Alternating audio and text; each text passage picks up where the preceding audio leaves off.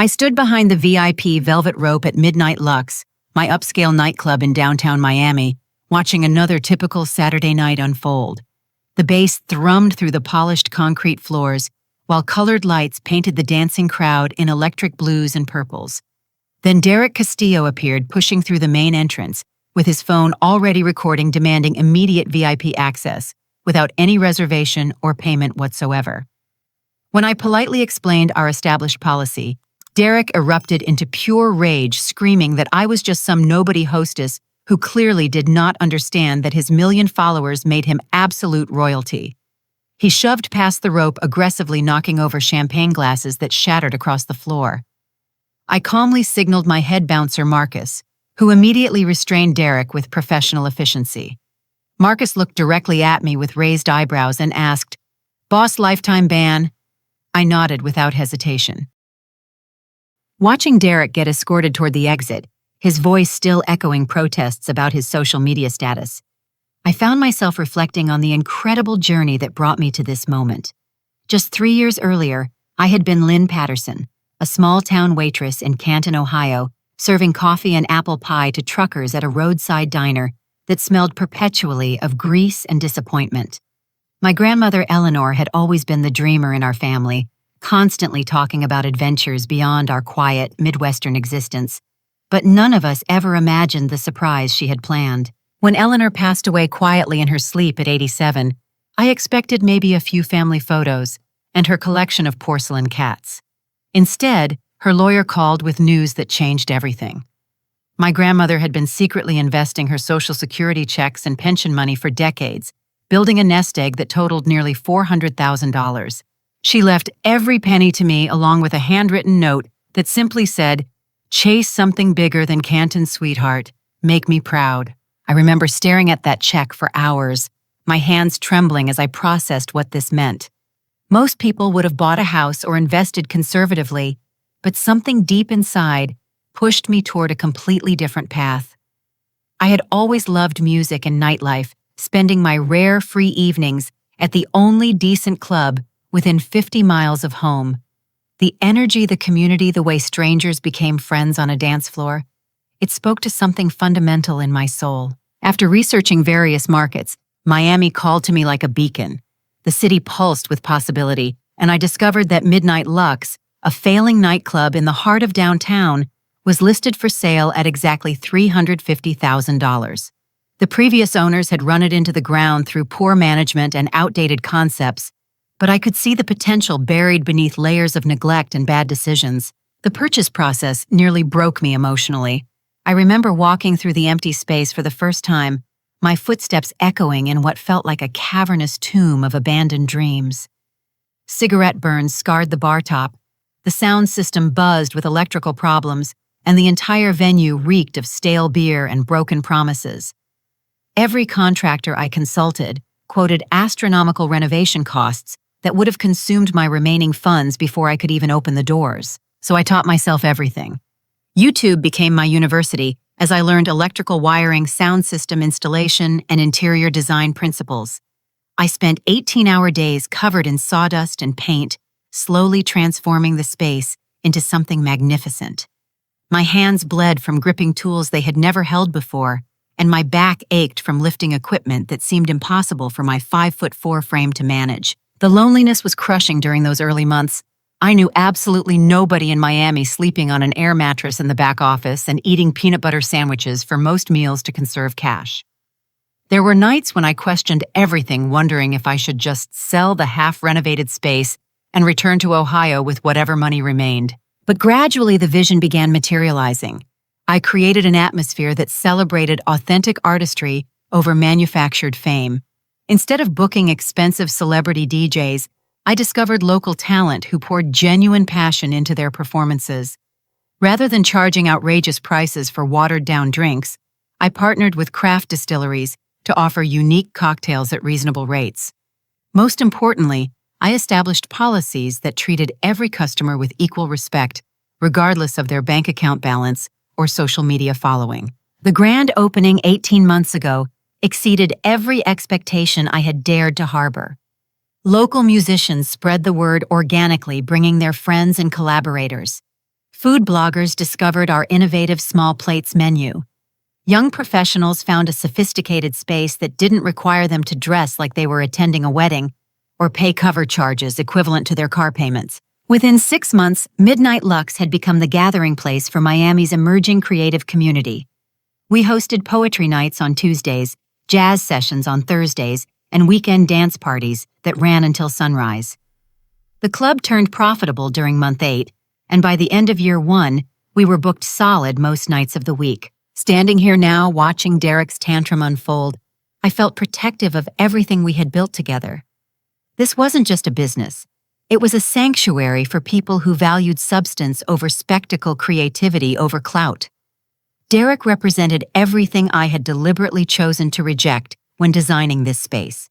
But as Marcus guided the still protesting influencer toward the door, Derek suddenly stopped struggling and pulled out his phone. The way he angled the camera and started speaking made my stomach drop with a terrible premonition. Something told me this confrontation was far from over, and that my peaceful Saturday night was about to become something much more complicated and dangerous than I could possibly imagine. Sunday morning arrived with the gentle sound of my alarm, but my phone was already buzzing insistently with notifications that seemed far too numerous for a typical weekend. I reached for the device with sleepy confusion, expecting maybe a few text messages from staff members about last night's cleanup or inventory. Instead, my screen displayed dozens of missed calls, hundreds of unread messages, and notification badges showing numbers I had never seen before. Derek's video had gone viral overnight in the most devastating way imaginable. The carefully edited footage showed only my interaction with him, completely removing his aggressive behavior and verbal attacks. In his version of events, I appeared as a power-hungry manager, arbitrarily denying service to a polite customer who happened to be Latino. The caption read, "Racist Karen Club owner attacks Latino influencer. Miami club owner refuses service and calls security on peaceful customer asking for basic respect." The view count had already surpassed 500,000, with comments pouring in faster than I could read them. Hundreds of people were calling for boycotts of Midnight Lux, sharing the video with angry responses about discrimination and elitism. Screenshots of fake reviews were spreading across multiple platforms, each one more creative in describing non-existent terrible experiences at my club. My business phone began ringing at 7 in the morning and continued non-stop for the next 4 hours. Event coordinators canceled bookings for the next 2 weeks, citing concerns about negative publicity. A wedding party that had reserved our back room for next Saturday withdrew their deposit, saying their guests were uncomfortable supporting a business accused of discrimination. When my staff started arriving for our weekly team meeting, each person looked genuinely worried about their job security. Marcus approached me first, his usual confidence replaced by visible concern. "Lynn, I need to know if you want me to find another gig," he said quietly. "I got 3 cousins asking if they should keep working security here, and I don't know what to tell them." I gathered everyone in the main room and pulled up the security footage from Saturday night on our big screen. We watched the complete interaction, including Derek's aggressive entrance, his verbal attacks, and his physical shoving past the rope. The contrast between reality and his edited video was absolutely stunning in its dishonesty. "This is what actually happened," I announced to my team. "And this is what we're going to show everyone who wants to see the truth." But when I tried posting the complete footage on our social media accounts, Derek's followers immediately mass-reported every platform we used. Our Instagram account received a temporary suspension for harassment. Our Facebook page was flagged for bullying behavior, and our Twitter account was limited for targeted harassment. The algorithms seemed designed to silence our side of the story while amplifying Derek's manufactured outrage. I spent Sunday afternoon researching Derek's background, diving deep into his social media history and online presence. What I discovered was both enlightening and deeply disturbing. This wasn't his first controversy. It was simply his most successful one to date. Derek had a clear pattern of creating conflicts with businesses, always targeting establishments owned by women or minorities, always editing footage to present himself as the victim. His follower count had grown dramatically over the past 2 years, not through creative content or genuine engagement, but through controversy and manufactured drama. Each incident followed the same formula approach: a business with unreasonable demands, provoke a confrontation, edit the footage to remove context, then profit from the resulting outrage and media attention. The comments on his video revealed another disturbing pattern. Many accounts posting the most inflammatory responses had been created within the last few days, suggesting a coordinated campaign rather than organic viewer reactions. Professional agitators were amplifying the controversy with bot accounts and fake profiles designed specifically to create maximum damage. As Sunday evening approached, I realized this wasn't just about one entitled influencer having a tantrum.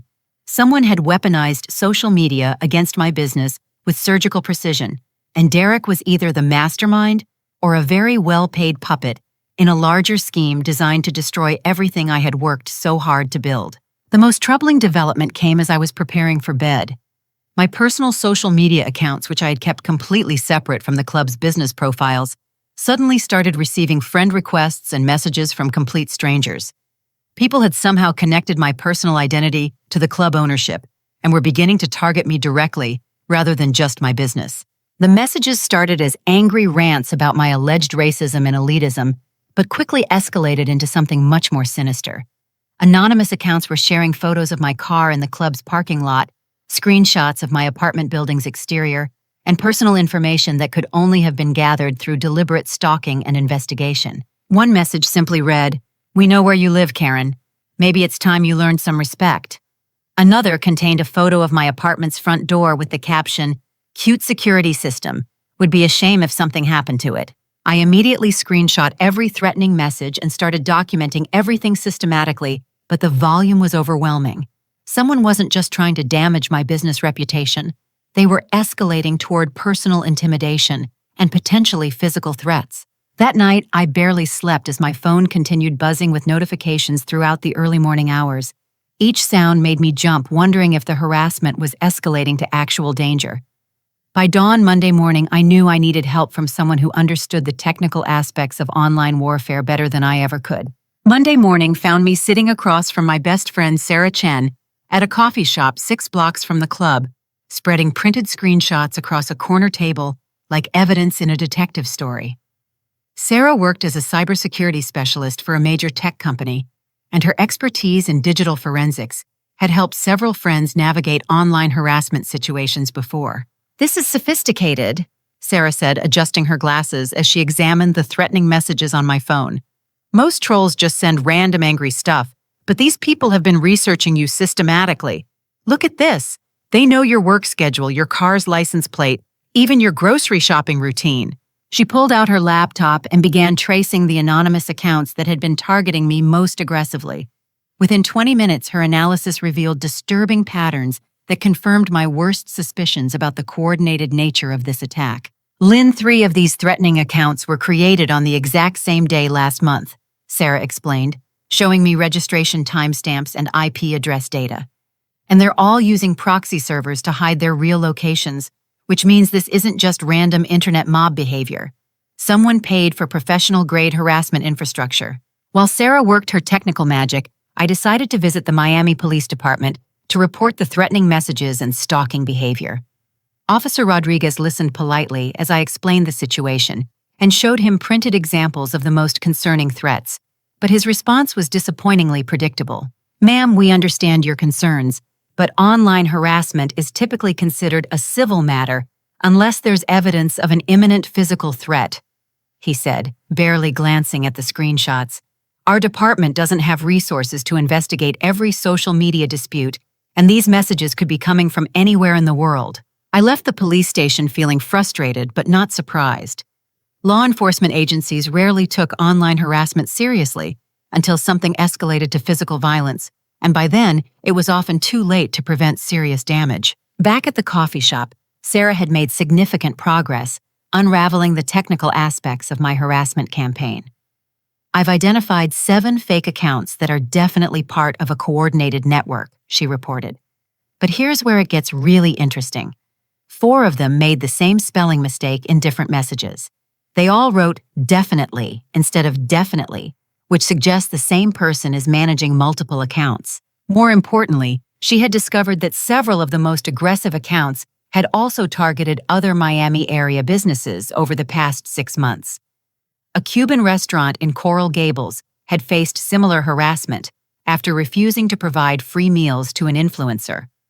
A boutique in Wynwood had been brigaded with fake reviews after declining to sponsor a social media personality's fashion content. There's definitely a pattern here, Sarah concluded. Someone is running harassment campaigns against local businesses, probably for profit. That afternoon brought an unexpected ray of hope when my phone started receiving supportive messages from longtime customers and local business owners who knew my character personally. Maria Santos, who owned the art gallery next door, had witnessed Saturday night's incident through our shared alleyway and was prepared to provide testimony about Derek's aggressive behavior. Carlos Rivera, whose food truck regularly catered our Thursday jazz nights, posted a detailed Facebook response defending my reputation and sharing positive experiences from 2 years of working with Midnight Lux. 3 other local restaurant owners publicly supported my version of events, creating a small but vocal counter-narrative to Derek's manufactured story. However, Derek wasn't content to let the controversy die down naturally. On Monday evening, he appeared as a guest on Miami Nights, a popular local podcast hosted by Tony Espinoza, where he doubled down on his accusations and expanded the story to include additional claims about my club's allegedly discriminatory practices. This isn't just about one incident, Derek told the podcast audience of 50,000 weekly listeners. I've been investigating this place for months, and multiple people have contacted me with stories about being treated differently based on their appearance or social media following. This woman is running a business that caters exclusively to wealthy white customers while excluding people of color from her VIP areas. Every word was a carefully constructed lie designed to inflame racial tensions and create maximum controversy. But the podcast host seemed completely convinced by Derek's performance. Tony asked softball questions that allowed Derek to elaborate on fictional discrimination stories, never challenging the narrative or requesting evidence to support these serious accusations. By Tuesday morning, the podcast episode had been shared thousands of times across social media, breathing new life into the harassment campaign just as it had started to lose momentum. Local news stations began reaching out for comment, and 2 activist organizations announced they were planning protests outside my club for the upcoming weekend. But Sarah's continued investigation had uncovered something that would change everything. Late Tuesday night, she called me with excitement barely contained in her voice. "Lynn, you need to sit down for this," she said. "I've been following the money trail behind Derek's harassment network, and I found something huge. Derek received a payment of $30,000 3 days before he showed up at your club.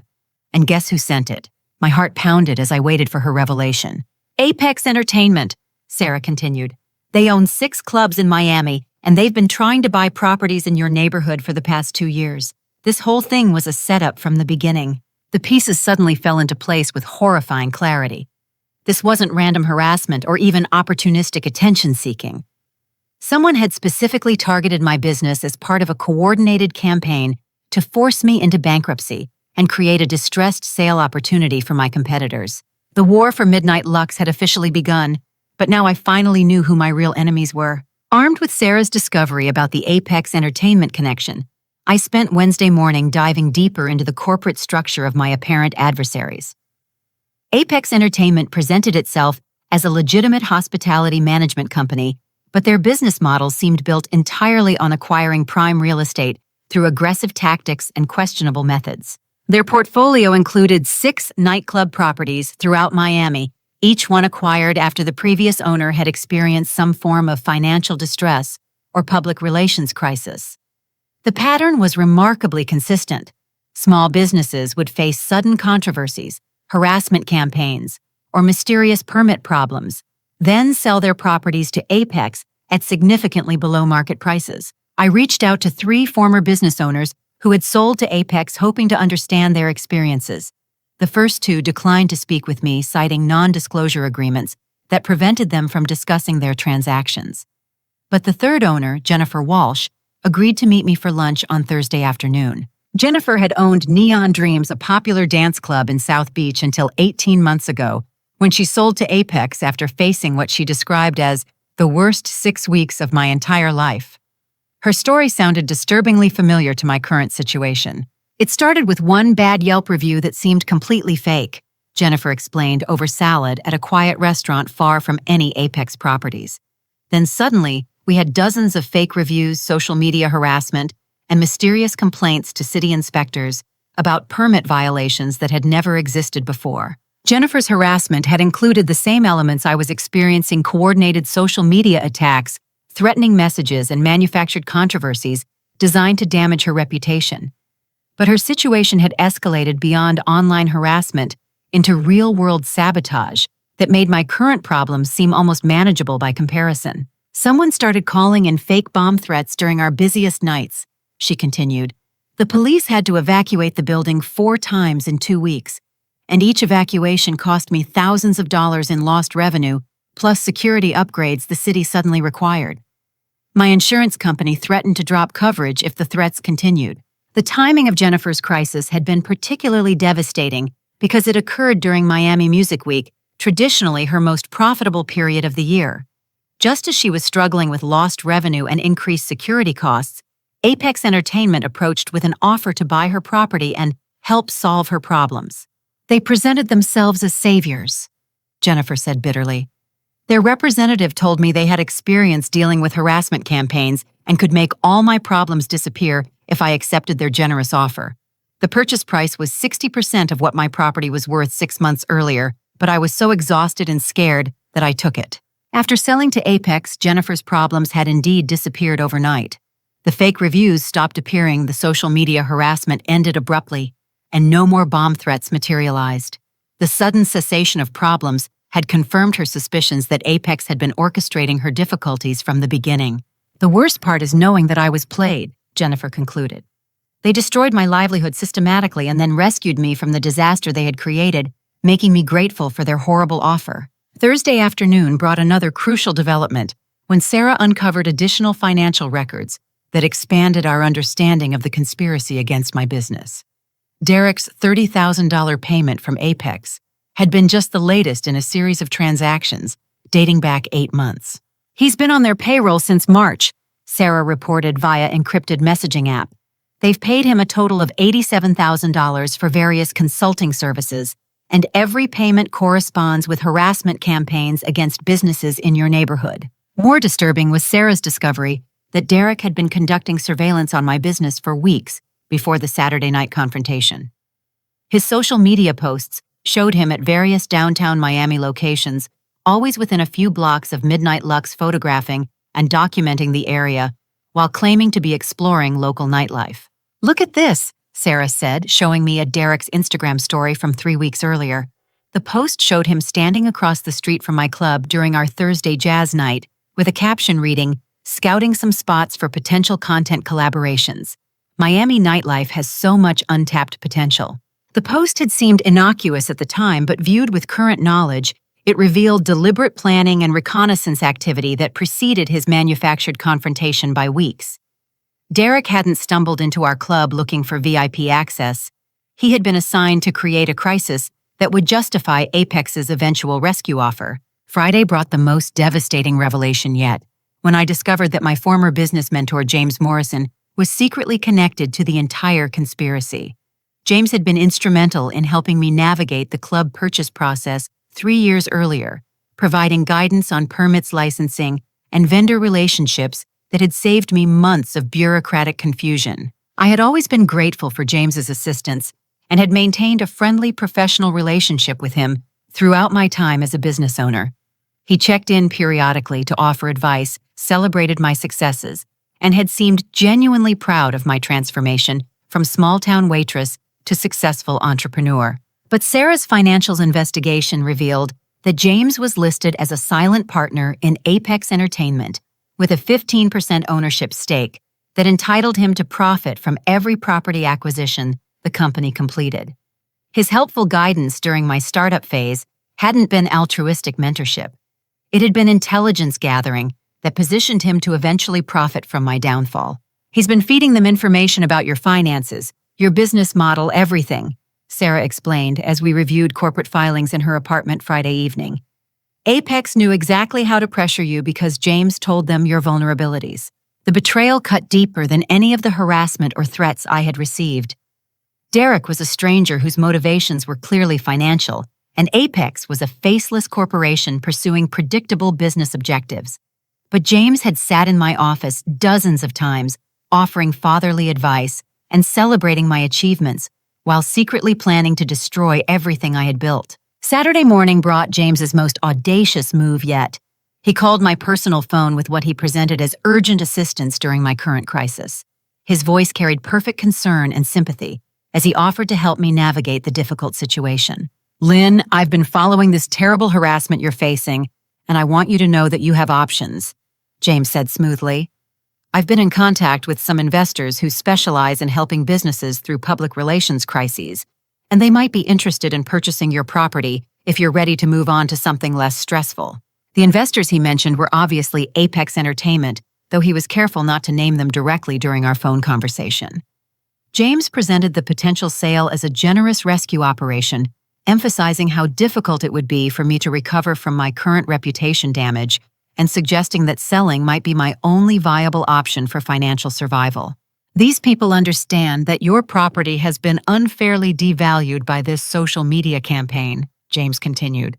"They're prepared to offer a fair price that reflects the club's true potential, not its current problems." I agreed to meet with James on Sunday afternoon, but this time I would be recording every word of our conversation. The mentor who had helped me achieve my dreams was about to discover that his former student had learned a few lessons about strategy and deception. Sunday afternoon found me sitting across from James Morrison at an upscale restaurant in Coral Gables, my phone discreetly recording our conversation, while I struggled to maintain a facade of grateful vulnerability. James had chosen this location specifically for its private booths and sophisticated atmosphere, clearly intending to create an environment that would make his rescue offer seem more appealing. "Lynn, I know this has been an incredibly difficult week for you." James began, his voice carrying the same paternal concern that had always made me trust him completely. "What you're experiencing isn't just random internet harassment. It's a sophisticated attack designed to destroy your business systematically." I forced myself to nod appreciatively while fighting the urge to confront him immediately about his role in orchestrating this attack. Instead, I played the part of a confused and frightened victim seeking guidance from her trusted mentor. "I don't understand why someone would target me like this," I replied, allowing genuine emotion to color my voice. "I've worked so hard to build something positive in this community, and now it feels like everything is falling apart." James leaned forward with practiced sympathy, placing his hand on the table in a gesture designed to convey paternal protection. "This is exactly why I wanted to meet with you today. The investors I mentioned have dealt with situations like this before, and they understand how quickly online harassment can spiral into real-world consequences." As James continued explaining the supposed generosity of his mysterious investors, he revealed crucial details about Apex Entertainment's strategy and timeline. The company had been planning to acquire properties in my neighborhood for over a year, conducting market research and identifying which businesses might be vulnerable to pressure campaigns. "They've been watching your success with great interest," James said, clearly intending this as a compliment.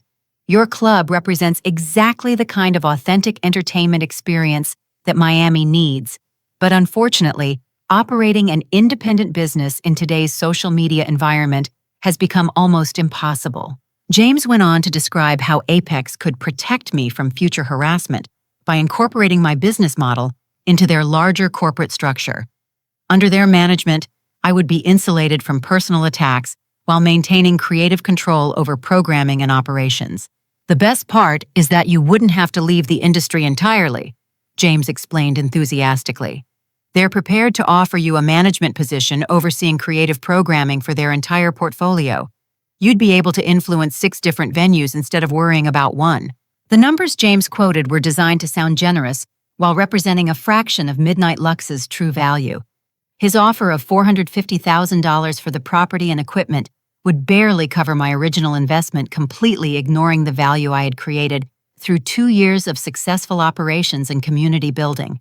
"I know the timing isn't ideal," James continued, "but sometimes opportunities arise from unexpected circumstances. If you wait much longer, this harassment campaign could damage your property's value permanently." As our conversation progressed, James became increasingly comfortable, revealing details about the conspiracy he assumed I would never discover. He explained how Derek's harassment campaign was just the first phase of a multi-step process designed to create maximum pressure in minimum time. The next phase typically involves regulatory pressure, James said, apparently confident that he was helping me avoid these problems rather than describing threats he had helped create. Mysterious complaints to health departments, fire marshals' liquor licensing boards, bureaucratic harassment that costs thousands of dollars to resolve even when the complaints are baseless. James also revealed that Apex had been monitoring my financial situation through his insider access to my business planning discussions. They knew exactly how much cash reserve I had available to weather temporary revenue losses, and their harassment timeline was calibrated to exhaust my resources just before making their rescue offer. They understand that you're probably operating with fairly thin margins, James said with false sympathy. Independent venues always struggle with cash flow, especially when facing unexpected crisis management expenses.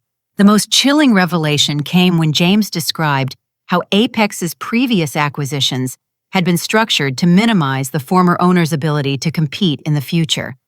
Every purchase agreement included non-compete clauses that prevented sellers from opening similar businesses within a 50-mile radius for 5 years. It's really for your own protection, James explained. Starting over after a traumatic experience like this harassment campaign would be incredibly difficult psychologically.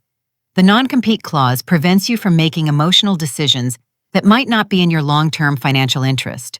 By the end of our 2-hour lunch, James had unknowingly provided me with a complete blueprint of Apex Entertainment's business model, their specific timeline for pressuring my decision, and detailed admissions of his own role in feeding them confidential information about my operations. I really hope you'll consider this opportunity seriously, James concluded as we prepared to leave.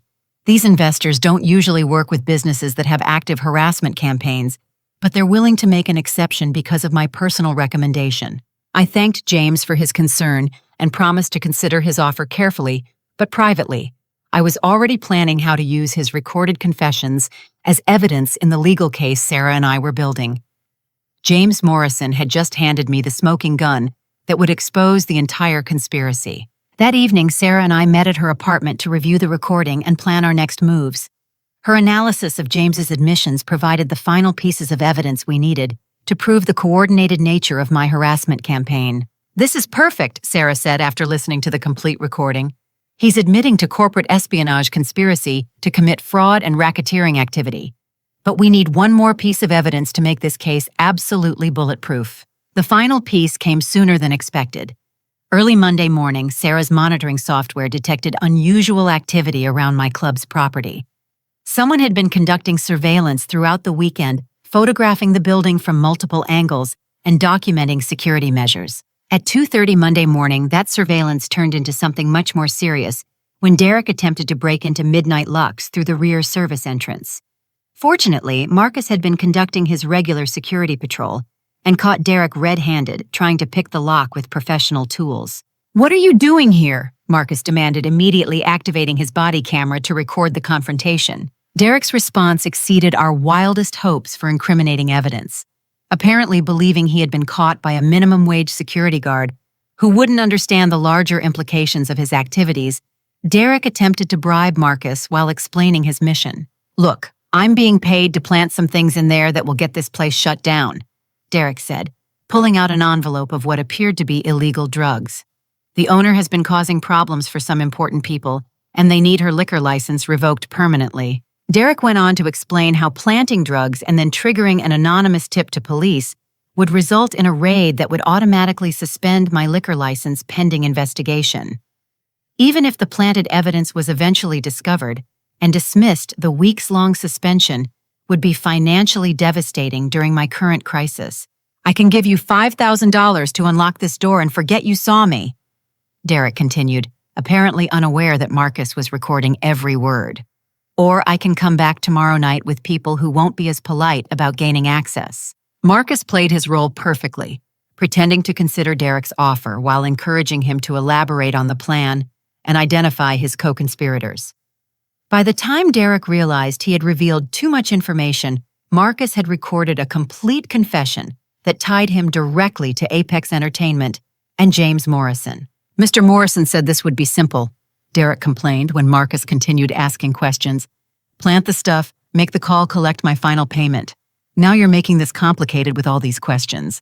Derek's attempted break-in and confession provided the final evidence needed to involve federal law enforcement in our case.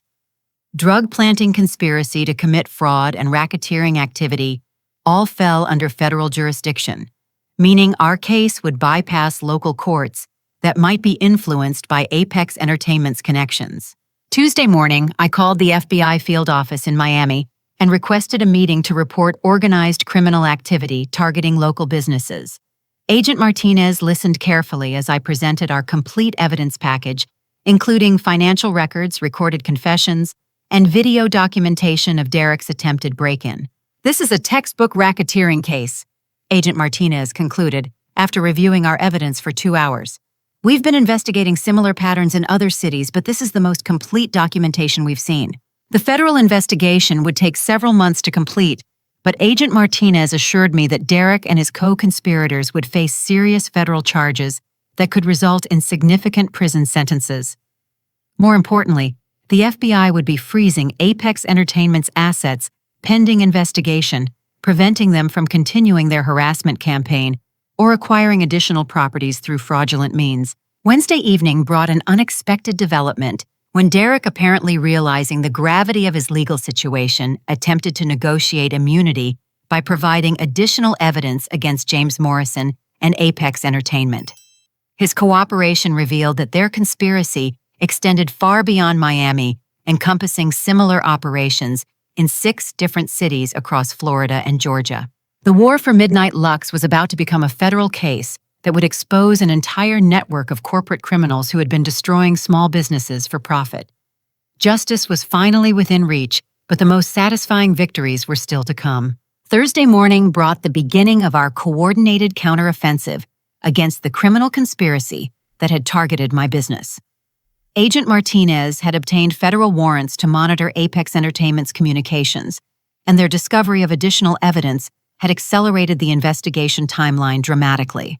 We found communications between Apex executives and similar criminal networks in Atlanta, Jacksonville, and Orlando, Agent Martinez explained during our morning briefing. Your case has become the cornerstone of a multi-state racketeering investigation that could shut down this entire operation permanently. Meanwhile, Sarah had compiled our evidence into a comprehensive social media presentation that would expose the truth behind Derek's harassment campaign. Her technical expertise allowed us to create side-by-side comparisons of Derek's edited footage versus the complete security camera recordings, making his deception obvious to any viewer with functioning eyes. The key is timing, Sarah explained as we prepared our materials.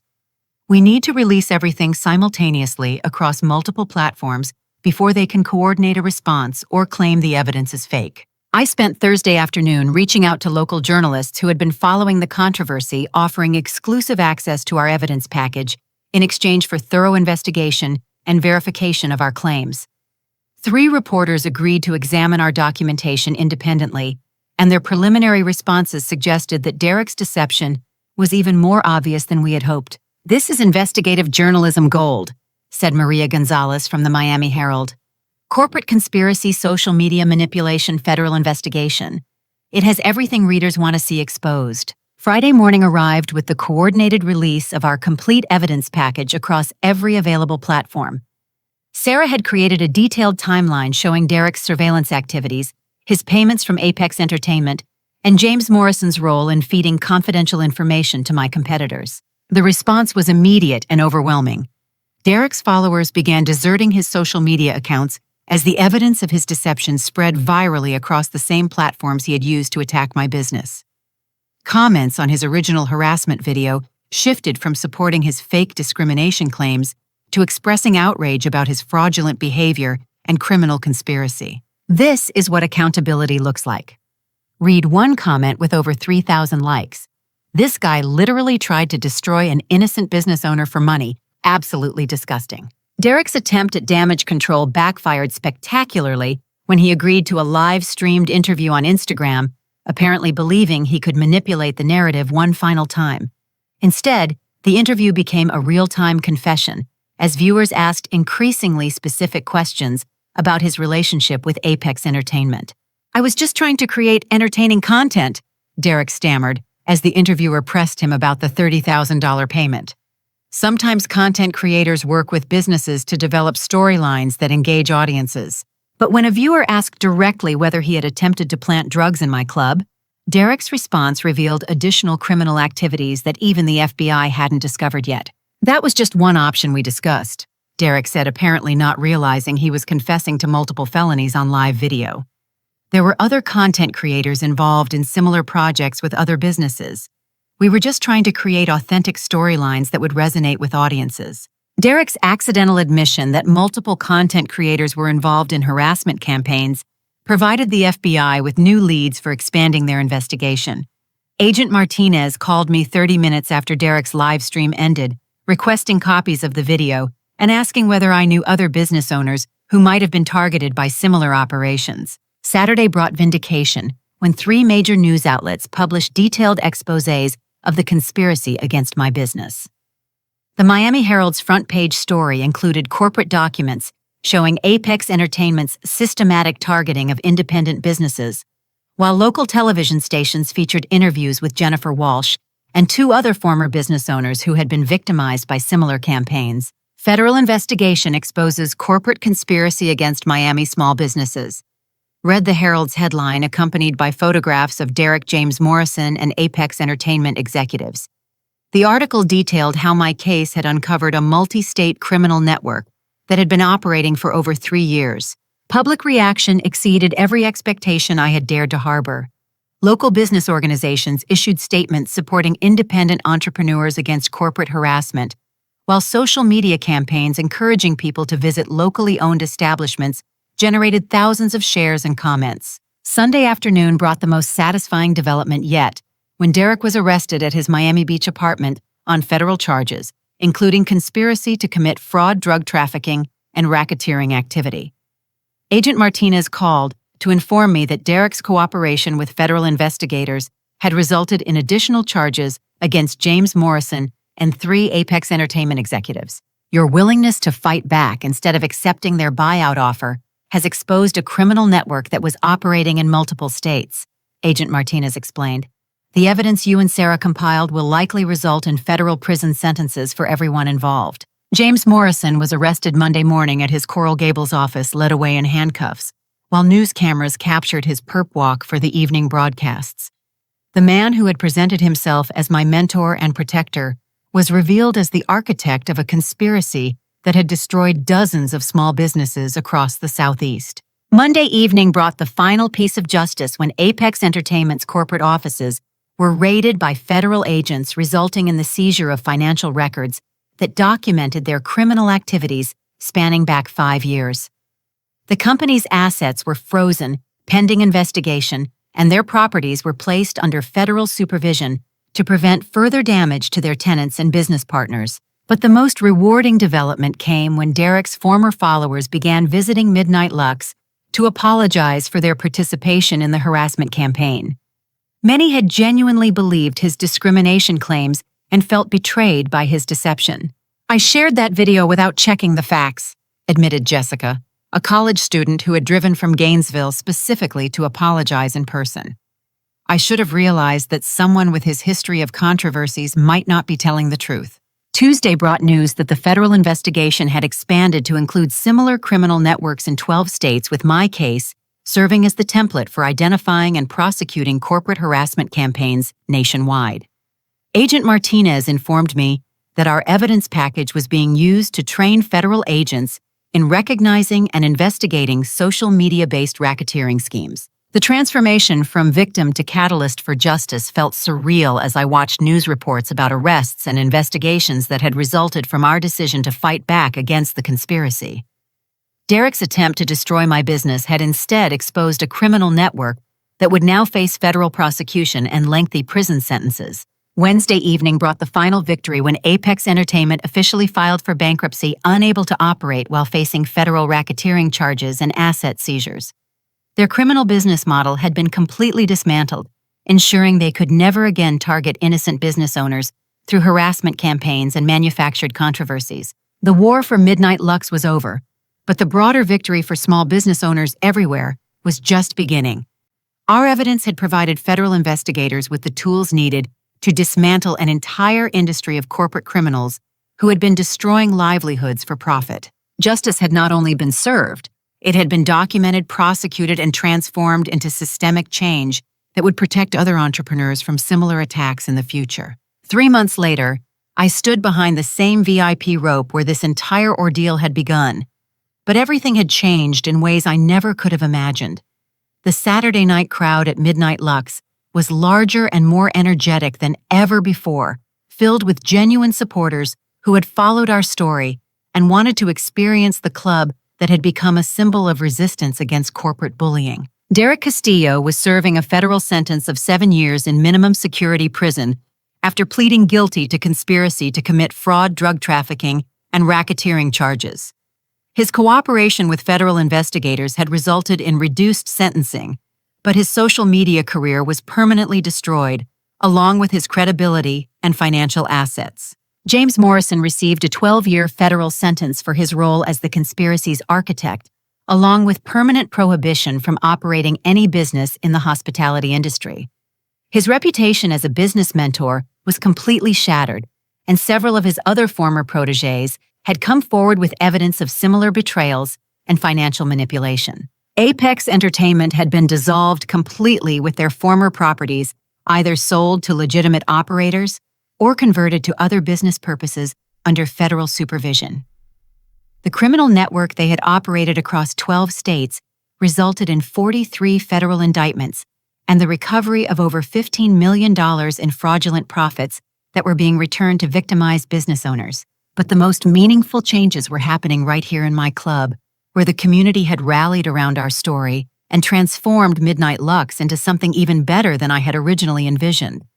The attempted destruction of my business had instead created an authentic movement supporting independent entrepreneurs against corporate manipulation. Lynn Table 12 wants to thank you personally for everything you've done, Marcus announced, approaching the VIP area where I was greeting regular customers. They drove down from Orlando specifically because they heard about how you fought back against those criminals. The visitors from Orlando turned out to be Maria and Carlos Santos, owners of a Cuban restaurant that had been targeted by a similar harassment campaign 6 months earlier. They had seen news coverage of our federal case and realized their own problems had been part of the same criminal conspiracy. "We thought we were just dealing with angry customers and bad luck," Maria explained as we talked in the club's quieter back room. "But after seeing your evidence, we realized everything that happened to us followed the same pattern. The fake reviews, the social media harassment, the mysterious regulatory complaints. It was all connected. Thanks to evidence from our case, the Santos family had been able to reopen their investigation, with federal support ultimately recovering damages and clearing their reputation. Their restaurant was thriving again, and they had become advocates for other small business owners facing similar attacks. You saved our family's livelihood by having the courage to fight back instead of just accepting their buyout offer," Carlos added with genuine emotion. "We came here tonight to say thank you and to support a business that represents what America should be about." This pattern repeated itself throughout the evening as I met other visitors who had traveled from across Florida to support our club and share their own stories of corporate harassment that had now been exposed and prosecuted thanks to our federal case. Each conversation reminded me how much larger this victory was than just saving one nightclub. Sarah joined me at the bar as the evening wound down, raising a toast to celebrate not just our survival, but our transformation of a personal attack into systemic change that had protected countless other entrepreneurs. "Remember when you thought this was just about one entitled influencer having a tantrum?" Sarah said with a smile. "Now we're part of federal case law that's being used to prosecute corporate criminals nationwide." The legal victory had been comprehensive and satisfying, but the personal growth I had experienced throughout this ordeal was equally valuable. I had learned to distinguish between authentic relationships and opportunistic manipulation, developing instincts that would protect me from future deception. More importantly, I had discovered reservoirs of strength and determination that I never knew existed within myself. The scared small-town waitress who had arrived in Miami 3 years earlier could never have imagined standing up to federal criminals and winning a fight that would change business law across multiple states. The best part is knowing that other business owners won't have to face this kind of attack. I reflected as we watched the last customers finish their drinks. Derek's harassment playbook has been exposed and criminalized, so those tactics won't work anymore. The club's success had grown beyond my wildest expectations, but not through manufactured controversy or viral marketing.